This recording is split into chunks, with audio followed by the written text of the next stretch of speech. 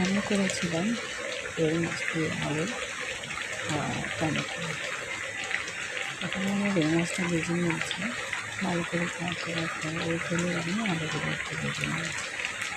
এরপরে আরেকটা কড়াইতে আমি সব মশলা একসাথে দিলাম, আলু মাছ টমেটো সব একসাথে দেওয়ার পরে যখন জল দিয়েছি, জলের উপর থেকে আমি এরকম গরম মশলা গুঁড়ো কয়েকটা আমি দিয়ে দিয়েছি। এটা কী হয়েছে, কালারটা যেমন সুন্দর লাগতেছে, ঠিক তেমনি খেতে বড় সুযোগ হয়েছে। এখানে আলু আছে একটা, টমেটোর উপরে টমেটো আছে একটা, সব একসাথে এরকম সুন্দর হয়েছে।